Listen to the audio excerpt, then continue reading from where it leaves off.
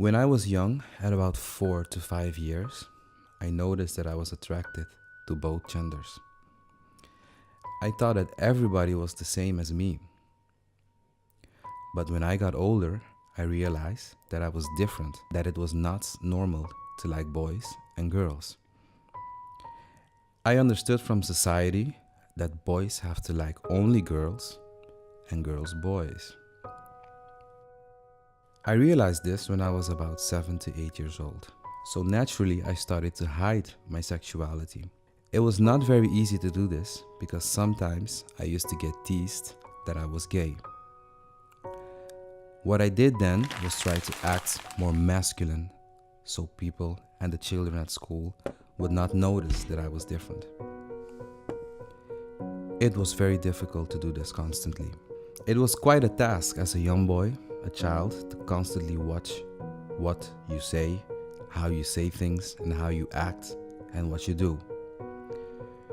Because I like girls and boys, I did not want to be placed in a box or labeled as a homosexual.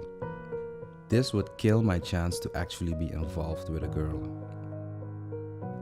This label used to be my biggest fear, especially growing up in a Catholic society in the Caribbean. All these things had a profound effect on my childhood. So I decided to grow up as a heterosexual. I truly believed that I could cure this attraction that I had to both sexes. I did not realize then that this way of thinking, which caused me to restrict myself in every way, would affect my life in such a negative way. The main cause of my decision was the fear of becoming an outcast of society and rejected by my family. My father had a very strong feeling about lesbian, gay, and bisexuals. All my friends at school who thought that I was like them always had a lot of negative remarks about being gay. So I naturally did the same without realizing that every time I said something bad about homosexuals, I was actually saying this to myself and consequently stripping pieces away of myself. I eventually grew up and got married and had 2 children. But this feeling, it never left.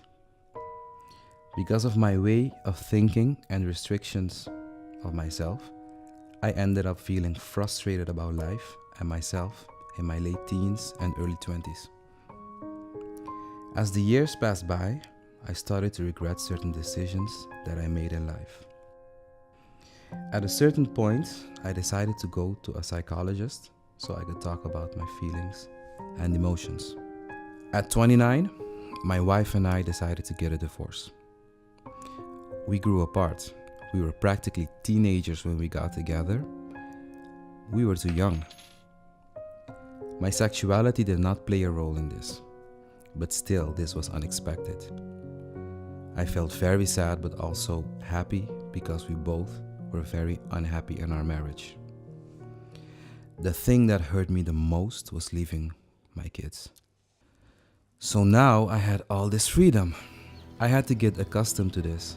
It was all new. First, I took time to mourn my failed marriage and to decide what I was going to do with my life. After about a year, I was wondering if I wanted to explore my sexuality. I decided that I did. Maybe this would bring me more happiness in my life. At first, it was awkward and strange, but then it felt natural. At the end of 2013, I met a guy. We used to talk a lot with each other, and we had this unique friendship. After a while, the feelings that I had became stronger. It was the same for him. We decided to start a relationship with each other, and we've been together ever since.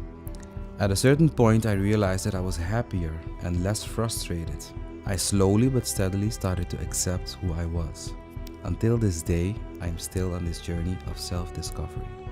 Life is hard, but you can face life's challenges if you're happy. It's not easy to be happy. In order to be happy, you need freedom, spiritual and mental freedom. Freedom for me means being able to accept and embrace yourself. If your environment does not enable you to be free, you should change it. The road to happiness is long, and it must come from within you. I refuse to have only one story. I have many, and this is just one of them. If I've touched one person with my story, I've achieved my goal, which is to inspire others to be happy.